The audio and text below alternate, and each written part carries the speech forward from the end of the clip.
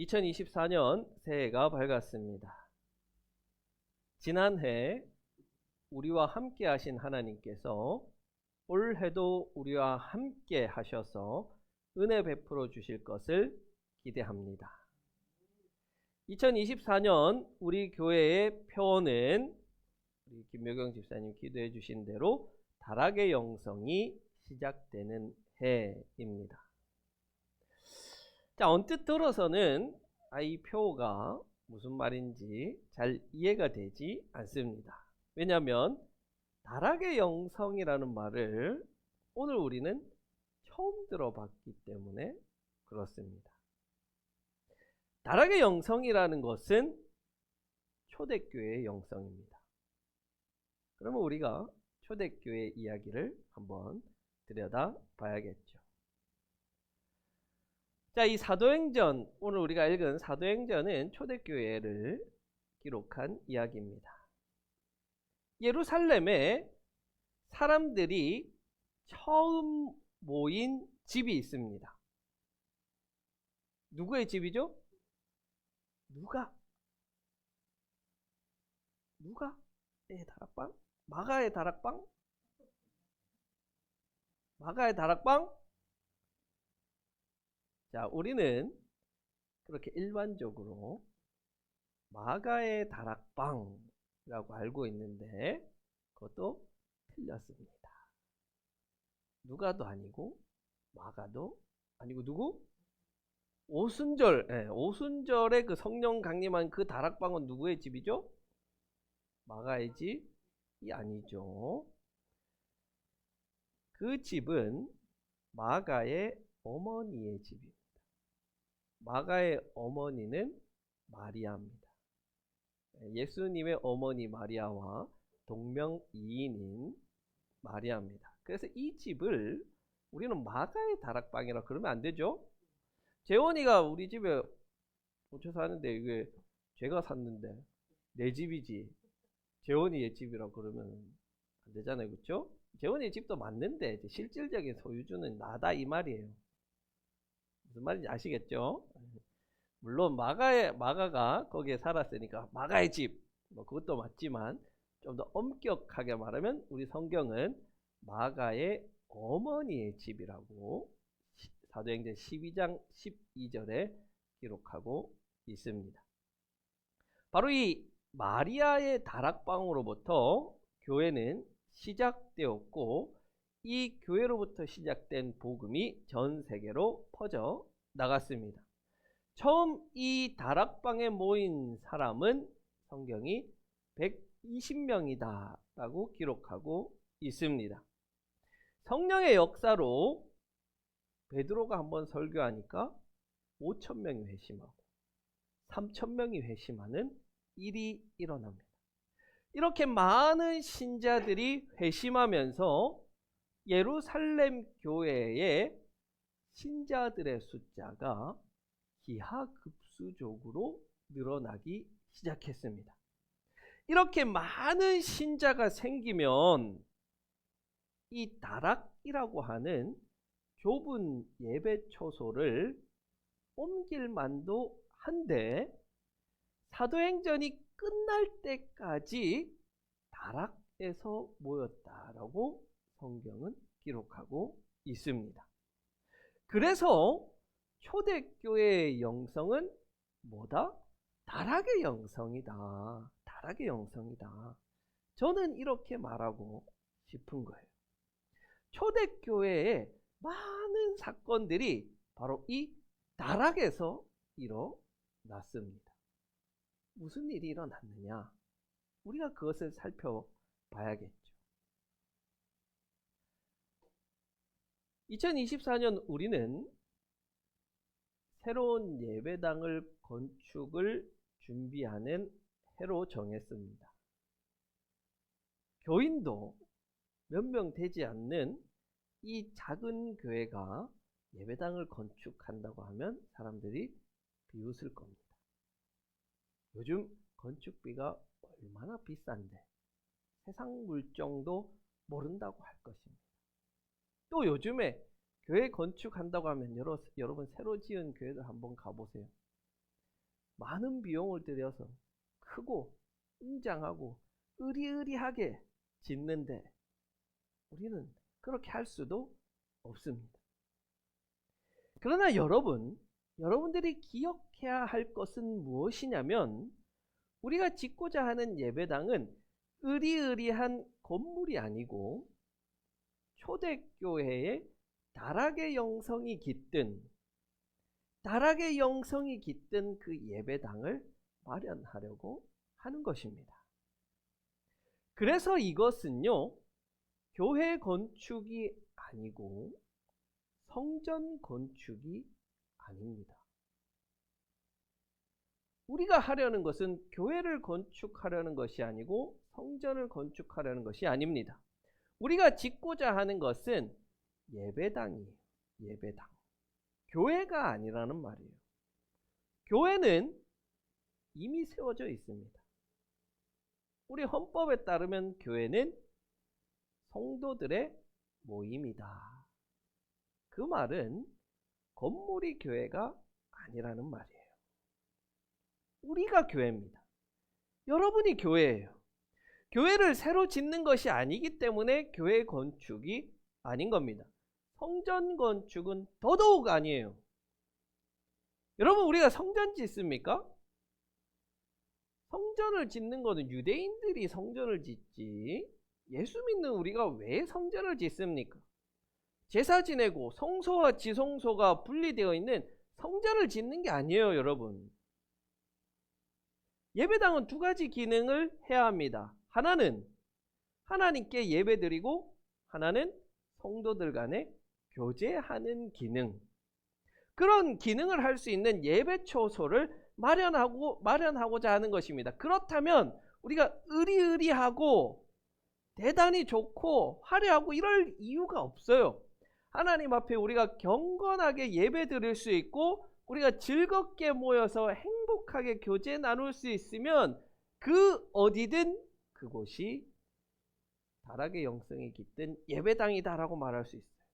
다만 그곳에 우리는 초대교회의 그 정신을 깃들게 해서 초대교회가 보여주었던 그 영향력, 그 성령의 역사를 우리도 한번 경험해보고 우리도 영향력을 발휘해보자 하는 거예요. 그래서 중요한 건 여러분, 건축, 건물, 장소가 중요한 게 아니에요.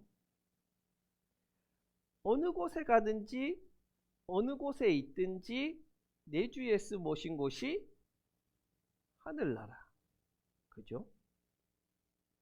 그 어디나 하늘나라로 만드는 영성을 가지고 있는 것이 중요한 것이지 건축과 건물은 중요한 게 아니에요.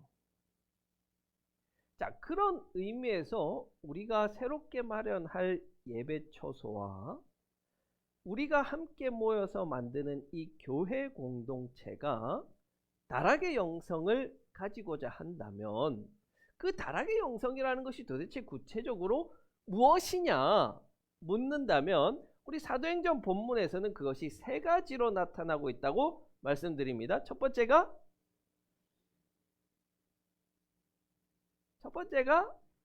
주보에 있잖아.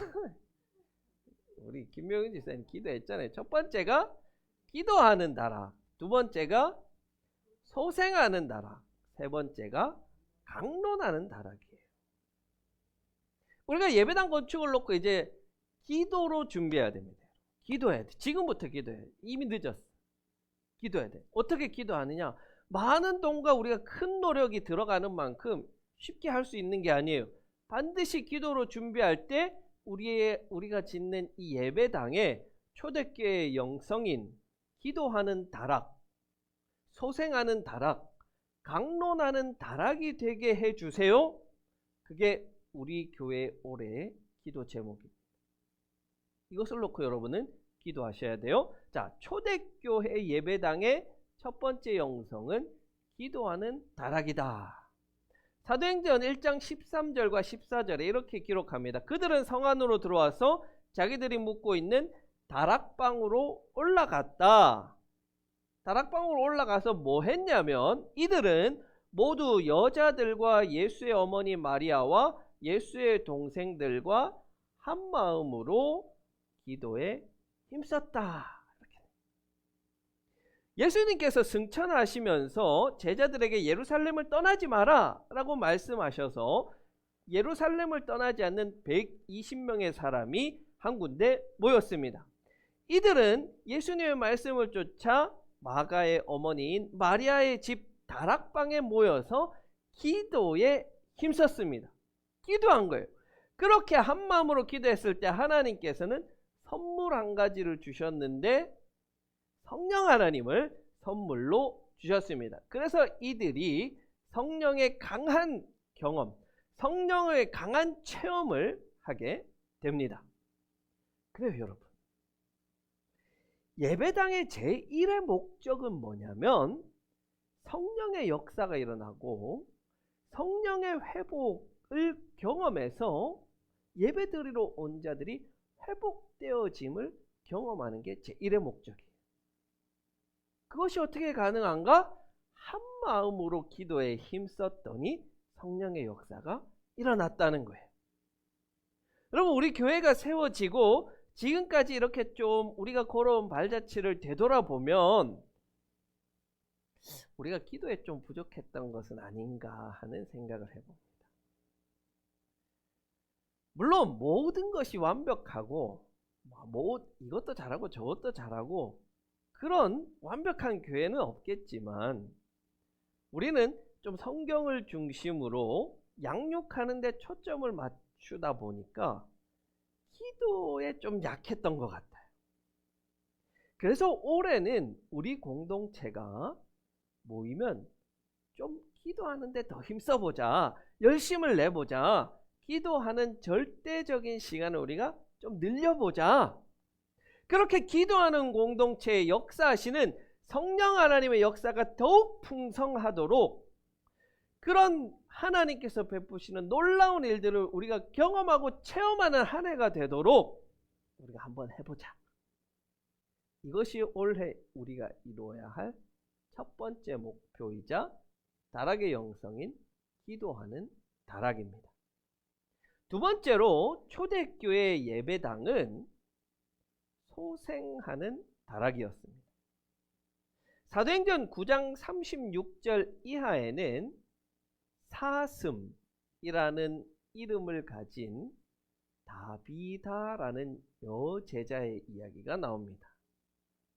이 여제자는 평소에 과부들을 구제하는 일에 열심을 냈고 과부들 뿐만이 아니라 주변에 있는 많은 어려운 이들을 잘 돕고 섬기던 신도였습니다.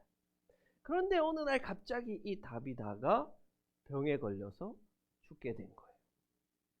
그러자 다비다로부터 많은 도움을 받은 사람들이 다 몰려와서 다비다를 깨끗하게 씻어서 장례 지내고 서늘한 다락방에 그 시신을 올려뒀습니다.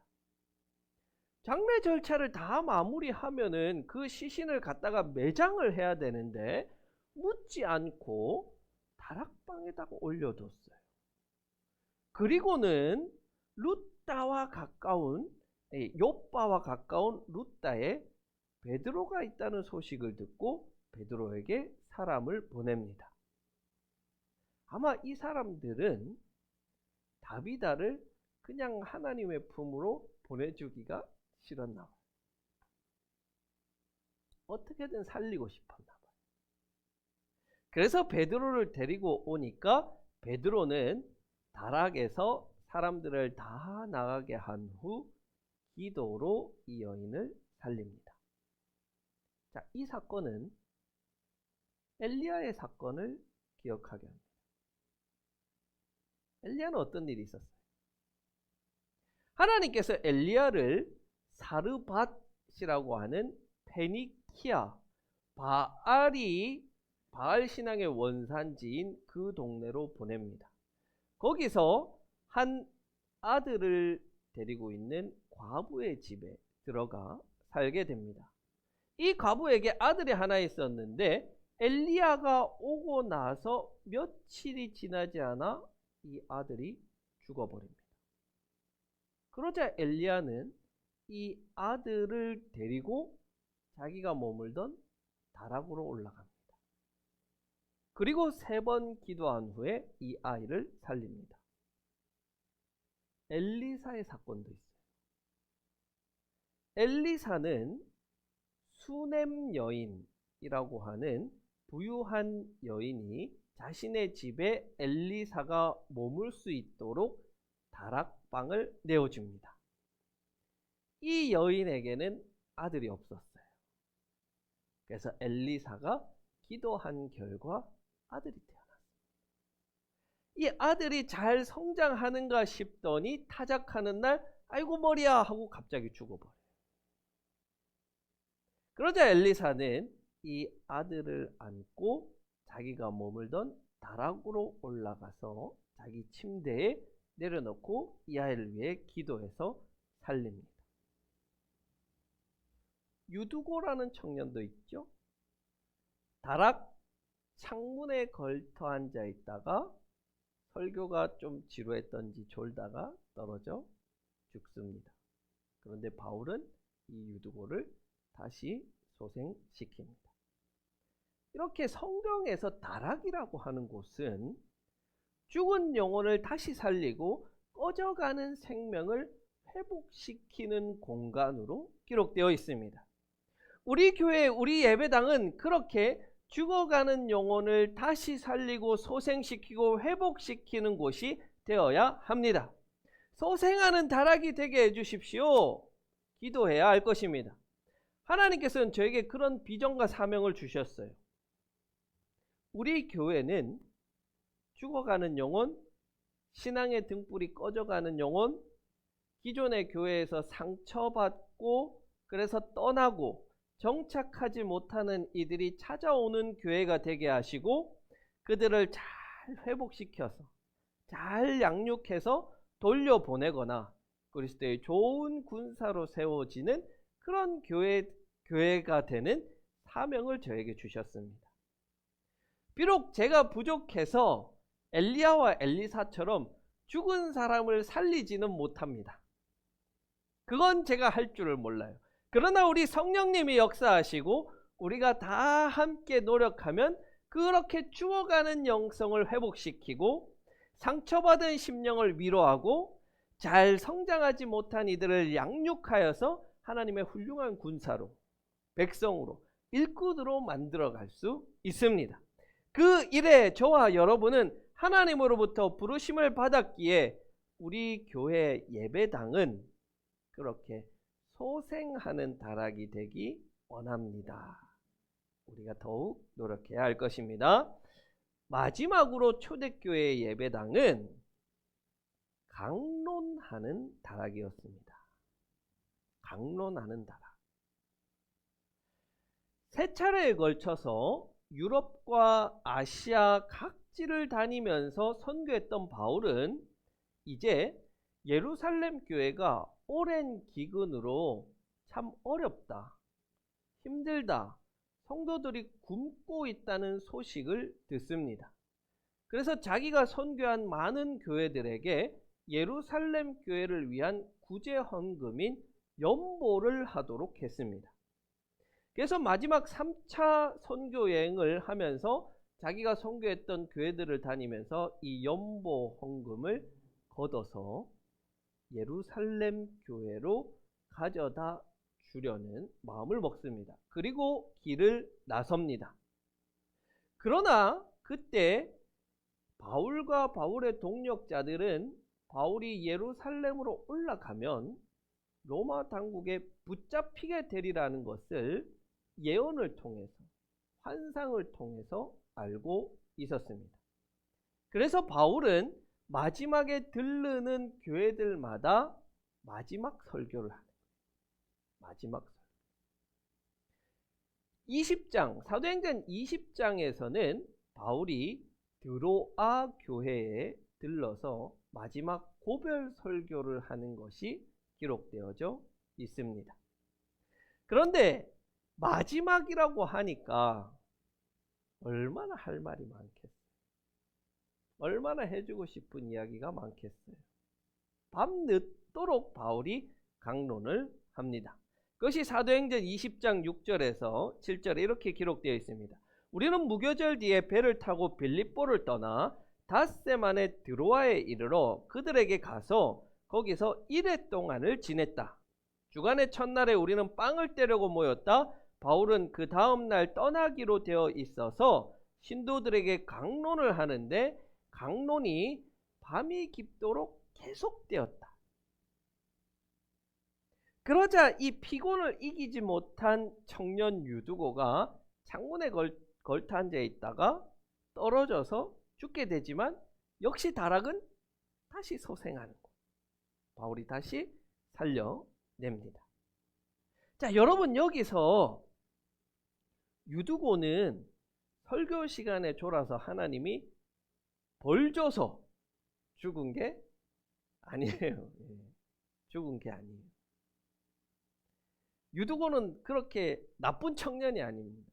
첫 번째, 바울은 대면하에서 하는 설교를 잘 못했어요. 말이 어눌한 사람이에요. 아마 바울의 설교가 굉장히 지루했을 겁니다. 제 설교는 그래도 재밌잖아요. 그렇죠? 근데 바울은 너무 말을 못해가지고 우리 옛날 목사님들 너무 재미없잖아요. 그렇죠? 아마 그렇게 막 5시간, 6시간 설교를 했나 봐요. 두 번째, 밤 늦도록 했다는 거예요. 하루에 막 6시간, 7시간 연달아서 설교를 하면 안 졸 사람이 아무도 없을 거예요. 누구라도 졸 수 있어요. 세 번째, 당시의 노동자들은 주 며칠 근무했을까요? 우리는 주 5일도 하고 최소한 일주일에 하루는 쉬는데 이 당시 노동자는 주 7일이에요. 1년 365일 일하는 거예요. 쉬는 날이 없습니다. 그러니까 예배당에서 모이는 이날도 유두고는 낮에 일 갔다 온 거예요. 그리고 밤에 집회에 참석을 했던 겁니다. 피곤하죠. 넷째, 그 좁은 다락에 많은 사람들이 옹기종기 모여 있는데 더군다나 등불도 환하게 켜져 있다. 여러분, 이 당시에 등불이 전기로 켜는 거예요. 그 좋지 않은 기름을 태워서 등불을 켜니까 그 안에 얼마나 이산화탄소와 매캐한 그런 매연들이 많겠습니까? 졸음이 안 올 수가 없는 거예요. 유두고는 일도 하고 말씀을 듣는 열심히 있던 청년이지 설교 시간에 졸아서 벌받은 청년이 아니에요. 그래서 저는 여러분들이 설교 시간에 졸아도 비난하지 않습니다. 그래서 저는 여러분들이 말씀에 열심히 있는 분들로 여기지 여러분들에게 혼내지 않아요.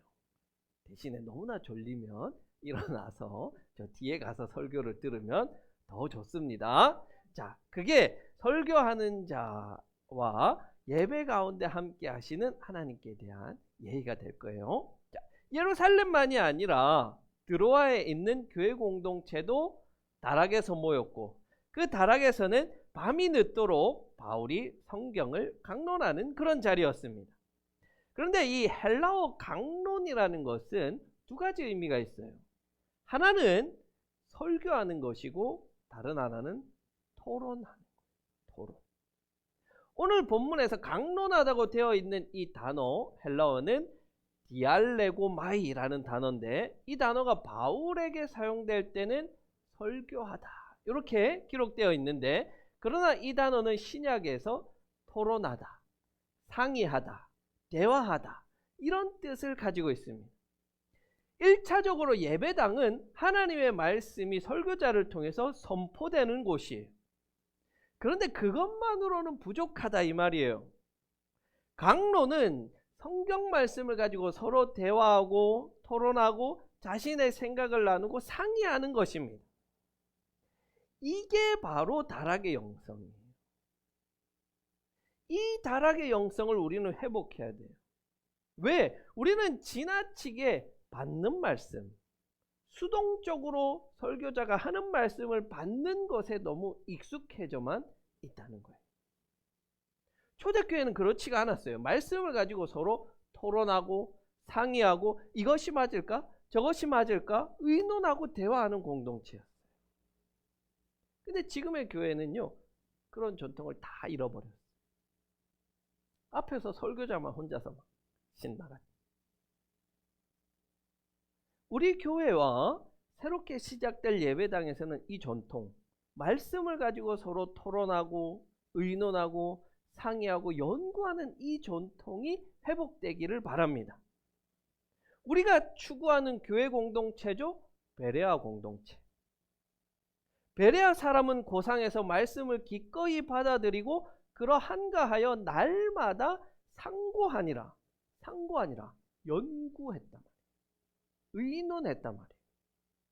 그게 우리 교회가 돼야 돼요. 여러분, 우리 교회 고상한 교회죠. 여러분 고상한 그리스도인들이죠.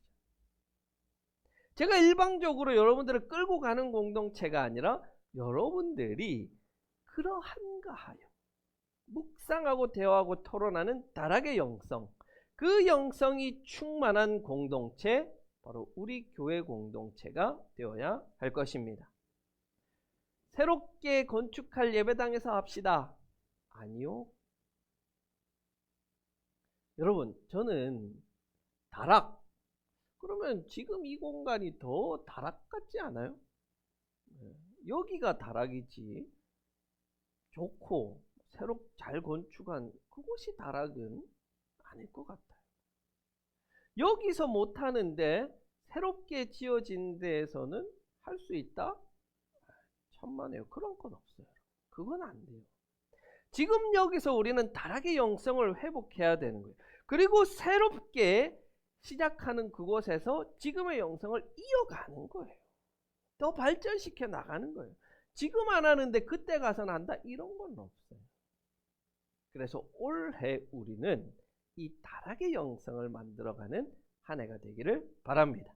기도하는 다락, 소생하는 다락, 강론하는 다락, 이렇게 누추하고 볼품없는 곳이지만 다락의 영성이 회복될 때 이곳에서 성령의 역사가 일어나고 죽은 영혼이 소생케 되고 말씀이 살아 풍성해지는 장소가 될 것을 기대합니다.